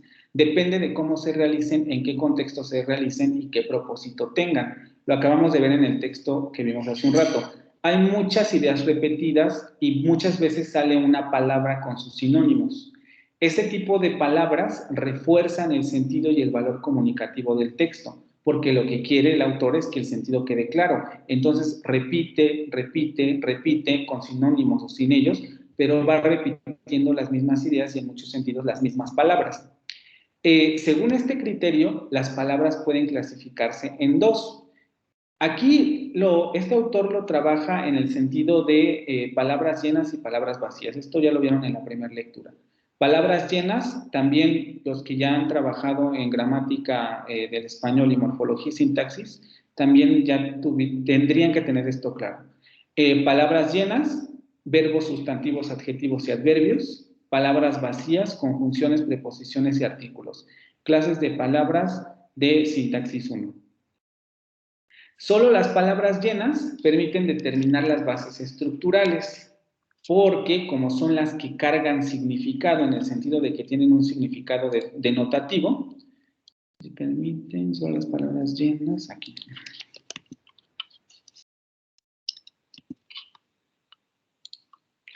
Son las que llevan significado. Esto les digo, es de sintaxis 1. Verbos, sustantivos, adjetivos, adverbios son palabras que tienen significado pleno, a diferencia de conjunciones, preposiciones y artículos, que tienen más bien un significado funcional. Es la misma clasificación que utiliza el autor. Y dependiendo del tipo de palabra que predomine, nosotros sabemos la base estructural del texto. Esto también ya lo hemos trabajado. Lo trabajamos en el expositivo. En este no tanto porque no era el fin del ejercicio, pero en cualquier texto se puede aplicar esta misma situación. Y también, como lo vimos con los textos anteriores, un solo texto, pensemos en el asunto del panteón el que revisamos primero, no se basaba solamente en exposiciones narrativas o en descripciones narrativas, o no tenía solamente una base estructural verbal. Vimos que también había base estructural sustantiva y adjetiva, ¿no? Cuando hacía descripciones de tipo que no eran necesariamente de movimiento, cuando describía los mausoleos, etcétera, eran más bien descripciones estáticas, o por lo menos había ciertas descripciones estáticas. Entonces, no es necesario que el texto sea solamente con una base estructural, pero se puede dar el caso de que así sea. Si lo que predomina en un texto son los verbos, vamos a tener una base estructural verbal con una función comunicativa de acción, o dicho de otra manera, con una función narrativa. Si nuestro verbo tiene la mayoría de sustantivos, los sustantivos generalmente no aparecen solos. Van a soler aparecer con adjetivos. Pero si la mayoría fuese sustantiva, la base estructural sustantiva tendría la función de informar o de referir. Esto lo vemos generalmente en textos expositivos, porque nos estamos refiriendo a cosas, ¿no? Un objeto. Si yo les expongo la funcionalidad de la goma, probablemente en muchos sentidos me voy a estar refiriendo a la goma constantemente como un objeto, y para eso voy a utilizar sustantivos. Voy a utilizar adjetivos, etcétera, pero la mayoría de las veces voy a referirme a este objeto. Si la base estructural tiene mayor o está compuesta de adjetivos, vamos a tener una función descriptiva o modificadora. Vean cómo aquí tendríamos el texto expositivo y aquí tendríamos el texto descriptivo, que son los que hemos visto hasta ahora. Nos haría falta el diálogo, etcétera, pero ahí ya estarían revueltos estos elementos, y hemos visto los tres principales. Narración, aunque esto lo vimos nada más de forma práctica, pero descripción y exposición ya lo vimos. Y luego el adverbio. Yo, sinceramente, con este tipo de clasificación, yo cuando llega el adverbio digo, aquí habría que tener cuidado. Porque no es que un texto siempre tenga adverbios, también va a depender mucho del tipo de verbos que tenga, etcétera, pero suponiendo que nos encontramos un texto con una base estructural adverbial, dependiendo del tipo de adverbios, es el tipo de función que tiene el texto, ¿no? Si, por ejemplo, tenemos muchos textos modales, lo que quiere o la función del texto es explicarnos el modo de hacer algo, tal vez, ¿no? Si tiene muchos adverbios temporales, que eso iría mucho con la narración, a lo mejor la función del texto es una cosa narrativa o una cosa de señalar las maneras en que se realizaron las acciones. Depende mucho de la combinatoria de estos elementos. Yo, por ejemplo, les diría, es importante y es relevante porque en muchas ocasiones sí ayuda a tomar como base para la redacción elegir una base estructural previa, pero el uso de verbos, sustantivos, adjetivos y adverbios en muchos sentidos depende del tema y de el punto de vista que se escoja para abordar el objeto, ¿no? Es como la salvedad. Pero en términos generales, como vimos, sí puede aplicar en ciertos contextos, aunque no necesariamente como el autor lo hace, pero de todos modos vamos a recuperar su ejemplo, porque nos ayuda con este de aquí, la transformación de esta parte. Y él nos da este ejemplo, ¿no? El que mucho abarca, poco aprieta. Y justamente nos dice, tenemos palabras clave, adverbios opuestos, vean, son dos adverbios que se oponen, y dos verbos opuestos. Vean cómo están juntos. Tenemos dos y dos. No podemos decir que esa frase es definitivamente verbal o definitivamente adverbial. De hecho, la semántica de la frase es la que da la tónica y la que nos permite distinguir de qué se trata. Hay una oposición semántica que es la que fundamenta la idea de entre hacer muchas cosas y no hacerlas bien. Pero tenemos dos adverbios y dos verbos. Y luego realiza el análisis de las palabras claves del texto. Si ustedes recuerdan, justamente la lectura lo que decía es, tome usted su texto y póngase a contar cuántas palabras tiene, cuántos sustantivos tiene, cuántos verbos tiene, cuántos adjetivos tiene, cuántas preposiciones tiene, etc. Entonces él hace ese ejercicio y llega a esta base estructural para el texto transformado. Y aquí tenemos todos los sustantivos del texto transformado, los verbos del texto transformado y los adjetivos del verbo transformado. Y él nos dice, esta estructura es mayormente adjetival verbal. Es decir, se fundamenta en un sentido descriptivo y en un sentido de acción. Podemos ver eso porque si nos acordamos del texto transformado, vemos que va por ahí. Vamos a regresar para volverlo a leer. La persona que participa en muchas empresas y quiere estar en todas partes, mucha acción y también hasta cierto punto calificación, muchas empresas en todas partes, por la ambición desmedida de crecer, está calificando esa persona es ambiciosa, descuida la calidad de lo que hace, se descuida la calidad, que es un adjetivo, de lo que realiza, vean, la acción y la adjetivación. Descuida la calidad de lo que hace y termina siendo más débil e insegura que la que camina a paso lento, pero firme y decidido. Y todo va en esto de calificar la acción. Si quiere estar en todas partes, malo, porque eso no lo va a llevar a ninguna parte, porque está abarcando mucho, ambición desmedida. Entonces termina haciendo las cosas de manera insegura y no puede hacerlas bien. Y todo se reduce a calificar la acción de la persona ambiciosa. Entonces ayuda a determinar ciertas cosas. Pero el conteo, además, también es una cosa súper... Imagínense hacer en un texto de 800 páginas un conteo de este tipo. Nunca acabamos. Bueno, con las herramientas actuales computacionales sí, pero nosotros, así, estudiantes que les deje hacer una tarea, pues tampoco se puede hacer esto de manera tan precisa como lo pide el autor. Y lo que sí vemos también es que, por ejemplo, si nosotros recuperamos los sustantivos que forman parte de ese texto transformado, nos daremos cuenta que efectivamente la palabra que más se centraliza es ambición. Primero porque se relaciona en términos semánticos con las otras palabras y porque en muchos sentidos es el centro del problema en este texto transformado. La persona ambiciosa es la que hace muchas cosas y las hace mal, que por querer hacer tantas no termina de hacer bien ninguna, por la ambición. Y además también está poniendo un juicio de valor, porque vean, aquí en ninguna parte dice que la persona sea ambiciosa. Esto es una adición de la transformación.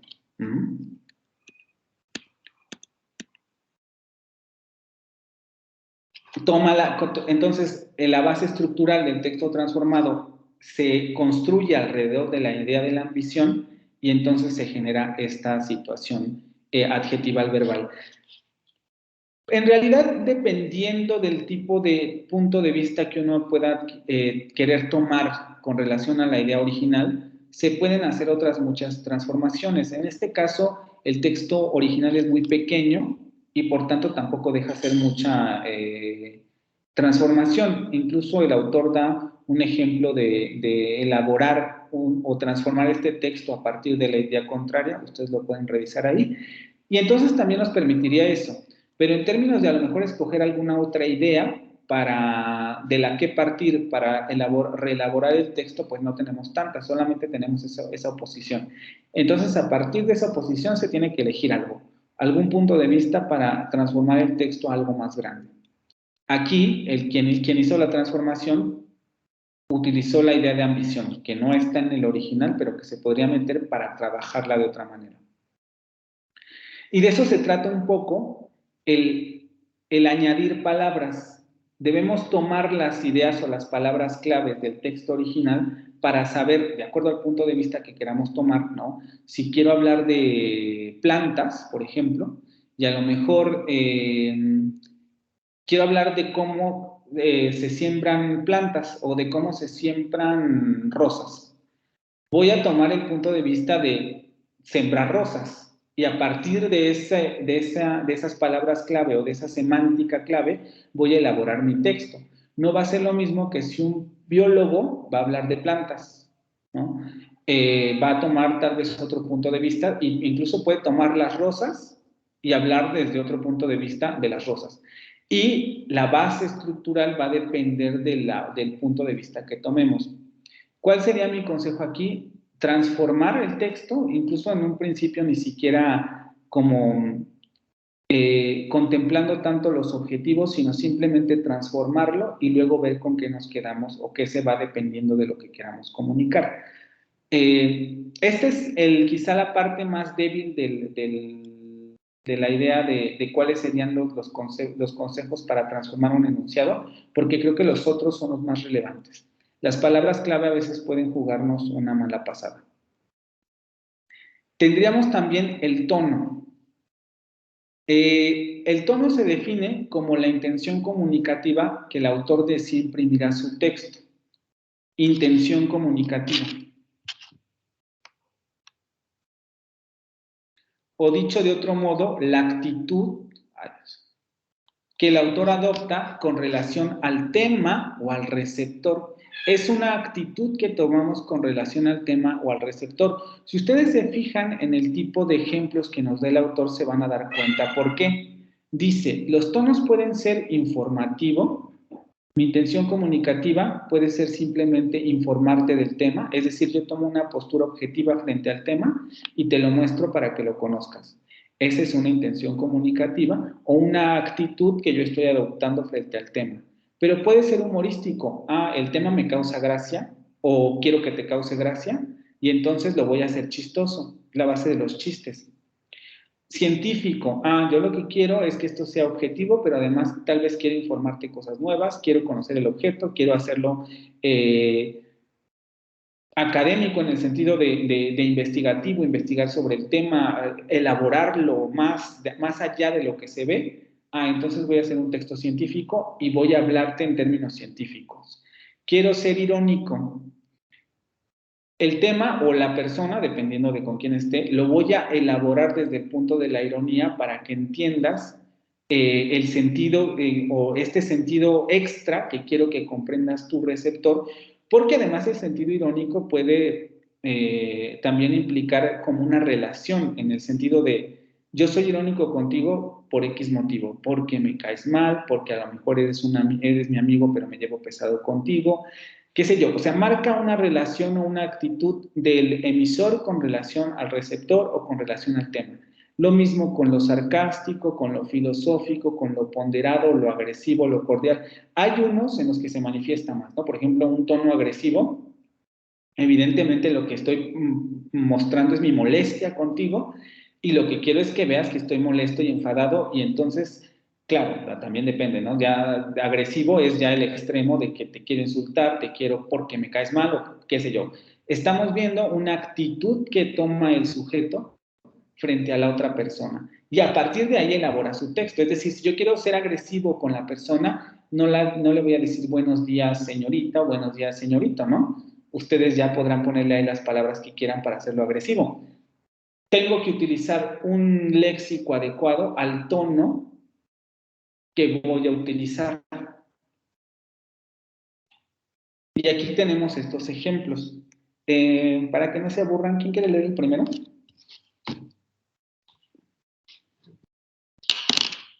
Yo. A ver, Joana. A ver, voy a leer. ¿Quién, perdón? ¿Quién dijo, profe? Creo que escuché mi nombre. Es que alguien le llamó a una chica y un chico, pero no, como no reconozco sus voces todavía, no sé quién me habla. Creo que es Majo, María José Uribe. A ver, María José, el primero, por favor. No, es que les podría acercar, por favor. No, ahí, okay. El primero, ¿verdad? El uno. ¿Qué dice uno? Estimado señor Rodríguez. Vaya manera de dirigir una empresa. Hace 3 meses, antes de salir de vacaciones, di instrucciones a su repartidor de que no me dejara la revista hasta nuevo orden. Al regresar he encontrado 12 números amontonados en el jardín de la casa, el cual se ve desde la calle. Su repartidor debe ser un imbécil, ya que eso equivale a gritar a los 4 vientos que no hay nadie en la casa. De milagro no me robaron. Me niego a pagar esas revistas. Si se pusiera usted listo, despediría al idiota de su repartidor. Vean además la estrategia que utiliza. Este es un ejemplo que elabora el autor, ¿no? Pero vean cómo le dice imbécil al repartidor cuando en realidad le quiere decir imbécil al estimado señor Rodríguez, ¿no? Por dejar, también aquí donde le dice idiota, pues, lo que le quiere decir es idiota al estimado señor Rodríguez. Pero justamente este sería el ejemplo de este texto en tono agresivo, porque quiere demostrar su molestia y de acuerdo al tono de su texto. Sí, el final. ¿Perdón? ¿Perdón? ¿No me hablabas? María José, creo, ¿no? ¿Verdad? Sí, gusta yo, profe. Bueno, nada más déjeme terminar de explicar esto y ahorita paso. Elige el léxico y en muchos sentidos también las frases con relación al tono, lo que le quiere demostrarle su enojo y decirle idiota e imbécil de manera indirecta. Pero ahí están esas palabras que evidentemente no van dirigidas al repartidor necesariamente, o no solamente al repartidor. ¿Quién me dijo? Yo, Moitoy. ¿Yo puedo leer el tercero? Sí, el tercero. ¿El segundo? Sí, dice, estimado señor Rodríguez, la magnífica organización de su empresa no cesa de asombrarme. Su eficacia es tanta que nada ni nadie logra detenerla.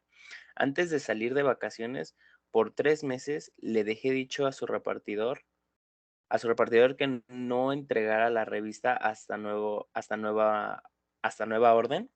Pero hoy al regresar me he encontrado 12 números amontonados en el jardín a la vista de todos. ¡Cuánta inteligencia desperdiciada! Comprendo que el repartidor tendría que ser un genio para darse cuenta de que no hay nadie en la casa o para ponerse a pensar que el verlas allí pudiera traer algún ladrón. Renuncio a ese tesoro. Renuncio a ese tesoro, señor Rodríguez. ¿Puede usted pasar a recogerlo el día que guste y agregarlo a su preciosa colección de obras maestras? Sí. Vean cómo todos estamos entendiendo que también le quiere decir idiota, pero no se le está diciendo de la misma manera. La magnífica organización de su empresa no cesa de asombrarme. Su eficiencia es tanta, vean, estoy utilizando este tipo de superlativos para dar a entender que su eficiencia es verdaderamente deplorable. Antes de salir de vacaciones, por 3 meses antes yo ya le avisé a su repartidor que no entregara la revista hasta nueva orden. Por hoy, al regresar, he encontrado 12 números amontonados en el jardín a la vista de todos. ¡Cuánta inteligencia desperdiciada! Comprendo que el repartidor tendría que ser un genio, como no es un genio, es un imbécil, porque está viendo los números amontonados y no se da cuenta que yo no estoy en la casa y no necesito que me deje la revista, para darse cuenta de que no hay nadie en casa o para ponerse a pensar que al verlas ahí podría traer algún ladrón. Renuncio a ese tesoro, refiriéndose a las revistas, señor Rodríguez. Pues vean, tesoro, ¿no? Aunque ya es basura, porque ya pasó mucho tiempo desde las revistas, ya ni siquiera están actualizadas. Puede usted pasar a recogerlo el día que guste y agregarlo a su preciosa colección de obras maestras. No le está diciendo imbécil directamente, está utilizando el tono sarcástico para justamente decirle eso. De eso se trata este tipo de tono. Y además, justamente por la elección de ese tono, está utilizando determinado léxico, determinadas estrategias retóricas, determinados elementos que le ayudan a transmitir ese sarcasmo. ¿Sí? No está utilizando un tono directo como este, sino que a través de un significado diferente, le está tratando de decir, pues lo mismo que le dijo acá, ¿no? Imbécil. Joana, el tercero, por favor.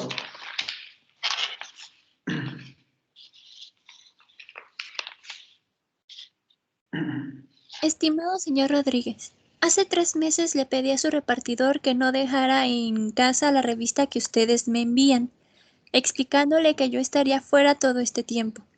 Pero hoy, al regresar, he encontrado 12 números amontonados en el jardín. Considero que este hecho pudo poner en peligro la seguridad de mi casa. Por otro lado, confío en que me eximirán ustedes de pagar el importe de esos ejemplares, que para mí carecen de interés por haber perdido actualidad. Sí, vean cómo aquí ya el tono, como se denomina ahí ponderado, o vamos a decirlo así, tranquilo, en donde ya no le estoy insultando, ya no vemos ninguna de estos significados aledaños, sino que simplemente incluso podríamos hablar de algo informativo, ¿no? Le estoy informando o le informo que no me hicieron caso y que espero que precisamente por esta razón no me cobren las revistas.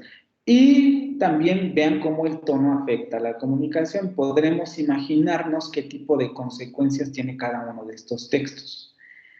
Porque el tono también genera consecuencias en el receptor. Eso lo vimos en la pasada, ¿no? Estamos haciendo un análisis del receptor, sabemos lo que queremos del receptor y lanzamos el mensaje. El tono va a marcar también esta situación. ¿Hasta aquí tienen alguna pregunta con relación al tono o a las palabras clave también? No, profe. No, profe, Bueno, no. en el ponderado, bueno, yo sí tengo duda, perdón. En el tono ponderado, ¿qué es lo que lo podría resaltar a que es ese tipo de tono? Hace 3 meses le pedí a su repartidor, vean cómo incluso no hay adjetivaciones, no le está diciendo imbécil ni le está diciendo genio. Hace 3 meses le pedí a su repartidor que no dejara en casa la revista que ustedes me envían, tampoco hay adjetivaciones para revista.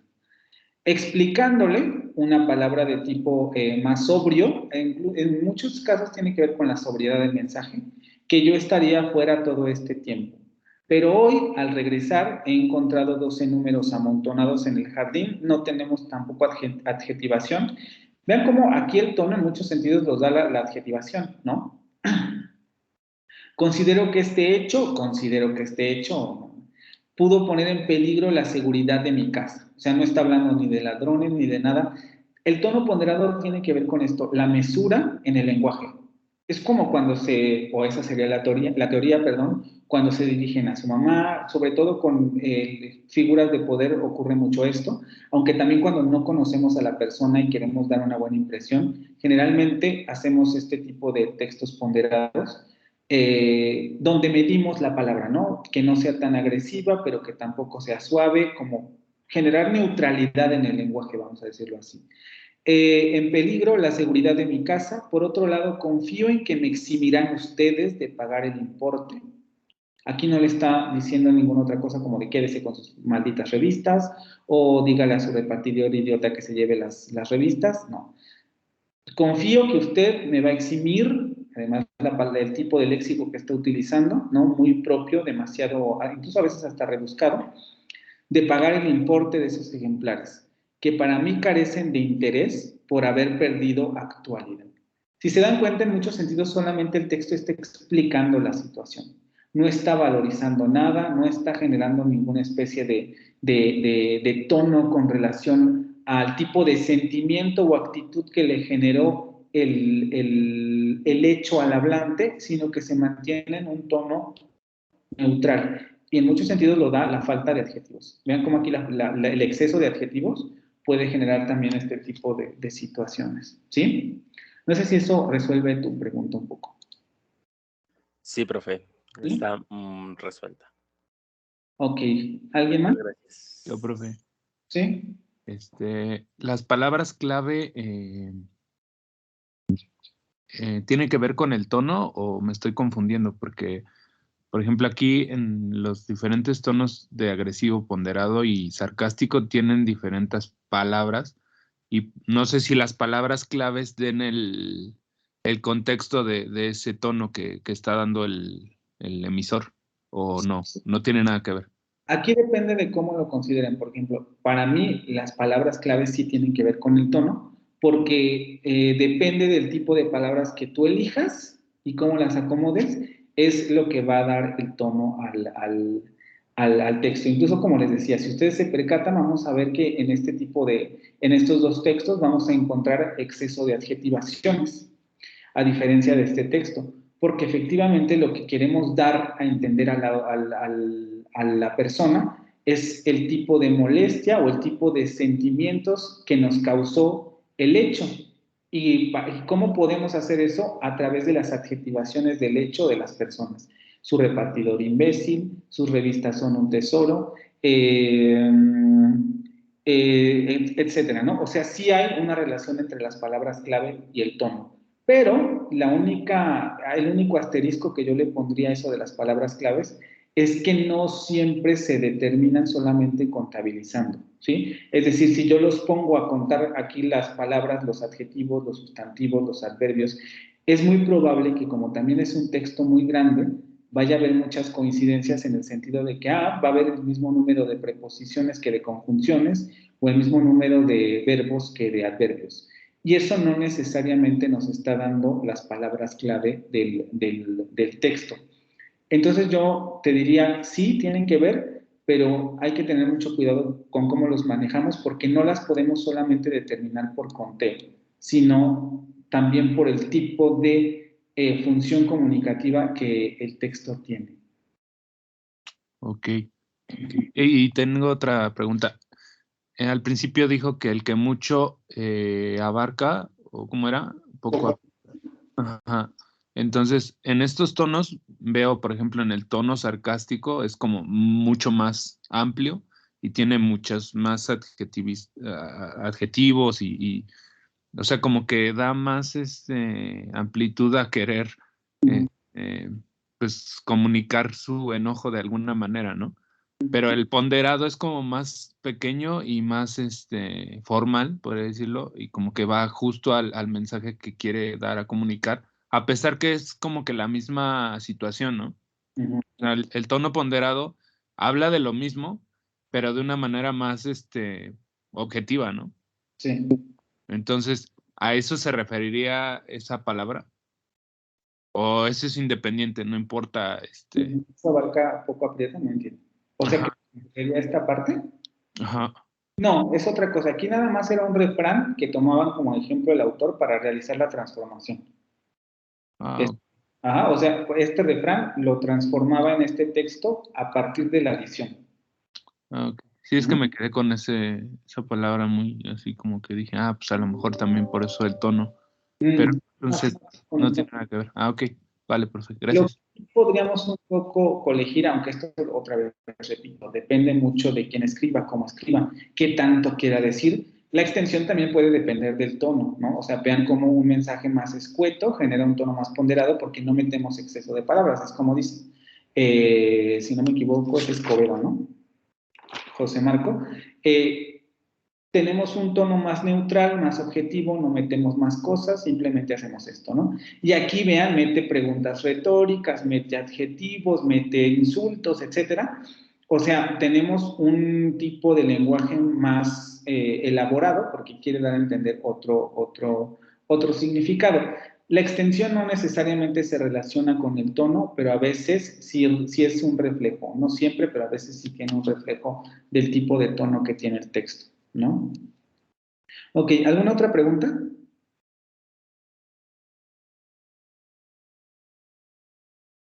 ¿No?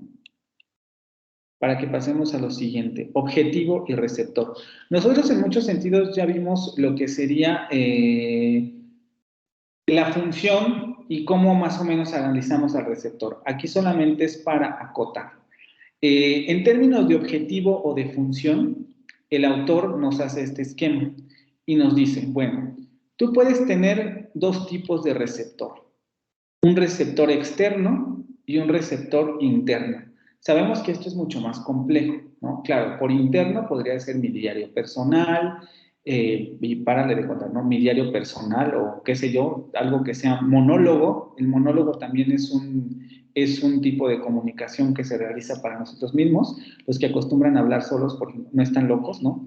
Es solamente una forma de retroalimentarse ustedes mismos que es un monólogo interno, y luego tenemos el externo, que aquí sí hay más variación, dependiendo de a quién me dirija, ¿no? A mi vecino, a mi gremio académico, si me dirijo al público de mis redes sociales, si me dirijo al magistrado, si me dirijo al contador, si me dirijo a las autoridades del Palacio Municipal, si me dirijo al presidente, o sea, esto cambia. Si mi público es pequeño, si mi público es muy grande, aquí sí hay mucha variación. Dependiendo del tipo de receptor, voy a adaptar el objetivo de mi mensaje. También en muchos sentidos el objetivo se relaciona directamente con el receptor, con el emisor, ¿no? Yo quiero lograr algo y ese algo lo voy a lograr a través de, o más bien ese objetivo que quiero lograr, lo dirijo a cualquiera de estos dos públicos. Y lo podemos ver perfectamente también, por ejemplo, en el interno. Esto yo espero que no ocurra, ¿no? Pero a veces en los monólogos nos podemos llegar a insultar o nos podemos llegar a apapachar, etcétera. Todo depende un poco del objetivo que queramos con el mensaje. ¿Cuáles serían los objetivos? Estos que pone aquí el autor, ¿no? Podemos tener el objetivo de persuadir, podemos tener el objetivo de motivar, vender, orientar, recomendar, informar, exponer, pedir, atraer, describir, presentar, exhortar, promover, sugerir, estimular, corregir. Nosotros ya hemos visto varios textos y hemos visto también algunas de estas características, ¿no? Por ejemplo, el texto del Panteón podríamos meterlo en el objetivo de recomendar, porque nos estaba dando una recomendación de a dónde ir, mediante distintas estrategias retóricas, pero nos decía, tú como público, que además externo, porque era un periódico, te recomiendo este lugar. Y su texto estaba elaborado de acuerdo a eso, considerando que va a un público externo, los que leen el periódico, y para recomendarles lugares muy a tono, digamos, con la época. O el que acabamos de ver. Podría ser un texto que quiera estimular, o como dijimos, emocionar o reflexionar, hacer reflexionar a la persona. Tengo un público externo que lee también el periódico y yo voy a elaborar mi texto con el fin de estimular la imaginación, la emoción de la persona que me está leyendo. Y con base en ese objetivo comunicativo o con base en esa función comunicativa, yo voy a escribir mi texto, ¿sí? Y también las características vimos que del público son diferentes, ¿no? Por ejemplo, el texto del Panteón es probable que solamente vaya dirigido a personas que vivan cerca de la Ciudad de México, porque yo no me imagino que alguien de Nuevo León, ¿no? O alguien de Querétaro o alguien de Chiapas de repente diga, sí, vamos mañana al Panteón. Pues no, tiene que ser alguien que viva cerca, ¿no? Y el texto que vimos sobre la estimulación, el que acabamos de revisar, vean cómo sí puede ser más extenso el público. Cualquier mexicano que conozca sobre la tradición del Día de Muertos y que esté enterado mínimamente del contexto social en el que vivimos, podrían verse estimulados por este texto. Entonces, varían. Y dependiendo de la variación del público y del objetivo del texto, también el texto adquiere características propias. No son los mismos. Para llegar a esos objetivos del mensaje tenemos que pensar en el tipo de destinatario que tenemos. Eso ya lo sabemos y ya lo vimos también en la presentación anterior. Un jefe, un amigo, un director, un compañero, un técnico, un cliente, otros. Pensemos un poco en la recomendación. Si ustedes fueran a recomendarle el Panteón a su amigo, el mensaje es probable que no sea de la misma manera a como lo encontraron en el texto ¿dónde estás aquí? En lo del Panteón, ¿no? No le van a echar todo ese choro en el sentido de, vamos al Panteón porque vas a encontrar, no tiene ningún sentido. O sea, ya me los imagino hablándole hacia su amigo, ¿no? O citándoles el texto, no tendría ningún sentido. Ustedes adaptan su mensaje para decirle a su amigo, oye, vamos, a lo mejor sí le comentan, porque mira, vi esto, vi aquello, pero hasta ahí. Seguramente utilizarán otro tipo de lenguaje. Ustedes también ya saben cuál. Lo mismo si quisieran invitar a su director académico. Es más, ahí ni siquiera sé si lo invitarían, ¿no? si llegarían al punto de invitar o simplemente recomendarle el lugar, porque el propio destinatario impone una determinada relación que les impide a lo mejor formular este tipo de objetivo del mensaje.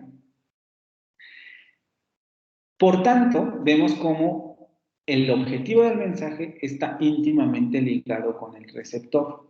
Dependiendo del tipo de receptor, vamos a utilizar un objetivo del mensaje determinado y el lenguaje, el tono, va a cambiar también por el tipo de receptor que nosotros escojamos.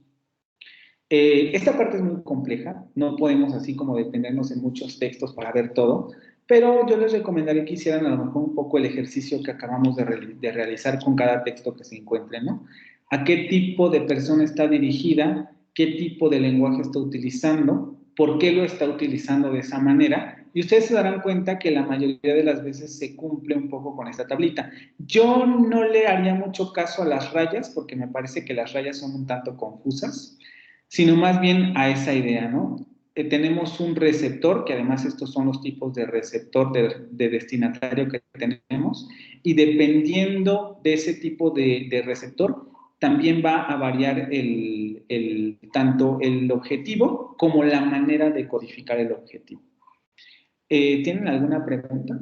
No sé si también esto quede más claro con los ejercicios que hemos estado haciendo con las lecturas. Les digo, hemos visto dos, la recomendación y el que acabamos de ver de estimular, que además se dirigen a dos públicos un tanto diferentes.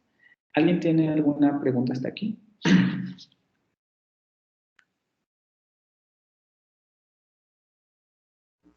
No, profe. ¿No? ¿Nada? 12:53. Y el último, que sería el punto de vista, que esto es algo que nos puede llegar a costar mucho. Pero el punto de vista es el ángulo desde el que se aborda el tema del texto. Es un poco como lo que les decía antes cuando estábamos con el asunto de la descripción y luego también un poco con relación a sus ejercicios. Nosotros imaginamos un hecho, un objeto o algo como un cubo, nos daremos cuenta que a la hora de redactar no podemos redactar sobre todas las caras. Dependiendo del objetivo del texto podríamos abarcarlas todas. Pero en un primer momento, para, por ejemplo, un texto de una cuartilla, yo tengo que escoger una cara porque no puedo hablar de las 6 caras de ese objeto. Pues eso ocurre con todos los temas. El autor les da dos, uno que es accidente automovilístico y el otro no recuerdo, pero se trata de algo sobre social. Y un accidente automovilístico nosotros lo podemos abordar desde diferentes puntos de vista y estos puntos de vista crean diferentes textos. Aquí le pone noticia, pero más bien habríamos de pensar en una especie como de reportaje, como tomar el ángulo de solo narrar los hechos. Eso me va a dar un tipo de texto. Si yo tomo la perspectiva de a lo mejor narrar los hechos, pero desde un punto de vista de que yo estoy pensando que ese texto se va a utilizar para comprobar la culpabilidad o la no culpabilidad de alguien, realizar un parte pericial, ¿no? O para llevar el delito al MP, pues tengo que realizar a lo mejor un tipo de texto diferente al que yo realizaría si solamente fuera a describir el hecho. Son dos puntos de vista diferentes y van a requerir dos tipos de manejo lingüístico diferente.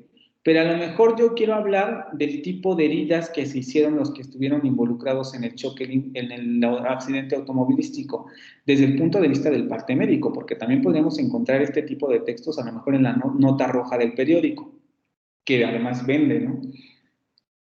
Si no, no las harían. Y abordar el tema del choque automovilístico desde el punto de vista de las heridas. Ay, no, pues enterró un tubo acá o cosas de esa naturaleza, ¿no? Podría yo tomar tal vez el punto de vista del azar, en el sentido de hacer, y esto también lo podemos ver en los periódicos, ¿cuántos choques hay en esa avenida? Vean cómo incluso ni siquiera me importa el accidente, sino cuántos choques hay en esa avenida, y a lo mejor poner alguna argumentación de por qué deberíamos cambiar la banqueta o cerrar la calle, qué sé yo. Y así podemos elegir muchos puntos de vista con relación a ese hecho.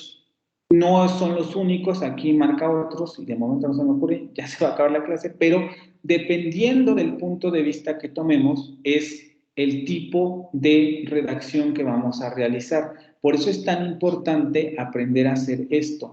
No podemos abarcar todo en un texto. Dependiendo del tipo de texto, dependiendo de la extensión, nosotros escogemos solo una parte del tema para hablar de ese tema. Era el ejemplo también que ponía alguna de sus compañeras con relación a los influencers. Yo de repente quiero hablar de lo que necesitan para ser influencers, pero quiero hablar de cámaras. ¿Te vas a detener en todas las cámaras? Dependiendo de qué punto de vista escojas. ¿Quieres hablar de las cámaras para ser influencer o quieres hablar de los objetos que necesita la persona para ser influencer? Si quieres hablar de los objetos, tal vez simplemente tengas que mencionar que necesita una cámara. Pero si quieres hablar de cámaras para ser influencer, entonces tal vez sí tengas que mencionar cada cámara que tú creas que son convenientes para hacer este tipo de videos. Entonces, el punto de vista es muy importante para escribir. De hecho, si ustedes contrastan de los dos textos que les puse para la actividad que terminamos hace un rato, y luego regresaremos a ellos, verán cómo el punto de vista del primer texto es completamente diferente al del segundo texto. Hay un punto de vista más objetivo en el segundo texto porque narra la historia del dibujo de Guadalupe Posadas. ¿Sí? Es otro punto de vista que toma del mismo elemento de la muerte, solo tomando esa representación gráfica. ¿Hasta aquí tienen alguna pregunta?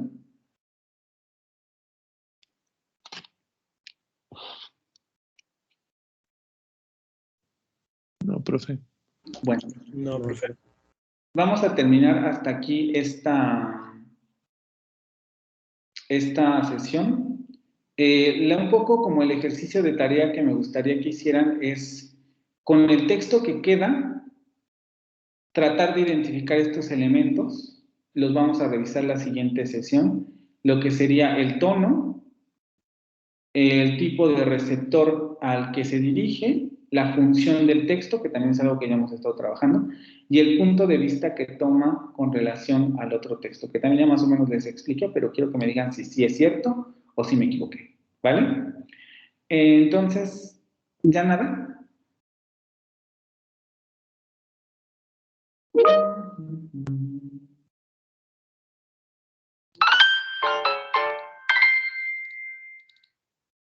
No, bueno, entonces si ya no quedan dudas ni nada, nos vemos martes, ¿sí? Yo tengo una duda, bueno, es referente a lo del examen. Sí. ¿De dónde a dónde va a abarcar el examen? Hasta esta presentación que vamos a terminar de ver el martes. Ok. Profe, yo también tengo duda referente al examen. ¿Cómo son sus preguntas? ¿Va a poner texto y va a preguntar sobre él o cómo? ¿Cómo son preguntas difíciles? Sí, va a haber algunas preguntas con relación hacia textos para que ustedes identifiquen. Van a haber también algunas preguntas teóricas, entonces tampoco creo que vaya a haber tanto problema. Creo que las que más les pueden causar conflicto es la identificación de textos. Lo que sí les advierto es que los textos no son tan fáciles. ¿Son cortitos? Sí, tampoco creo que les voy a hacer leer una página porque les tengo que poner 40 reactivos, ¿no? Ok, entonces, no.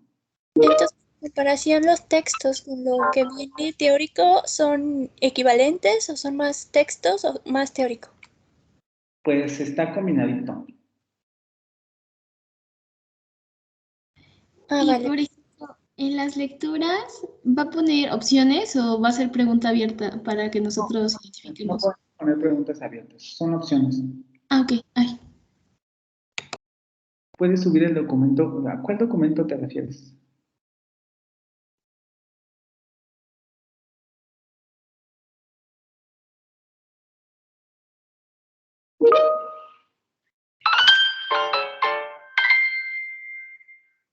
O sea que les suba el documento de las descripciones. De veras también les había prometido el de las exposiciones, ¿verdad? Sí, se lo subo para el martes. Ese y el de las exposiciones. ¿El examen va a durar 1 hora o 2 horas? Van a ser las 2 horas. Ok. Sí, van a ser las 2 horas. Sí,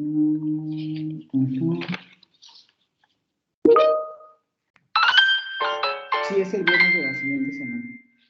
Y la siguiente clase quedamos de acuerdo en la hora para la retroalimentación del miércoles, porque el martes de la siguiente no tendremos clase. Como es 2 de octubre, no, 2 de noviembre. Vale, chicos, bueno, entonces...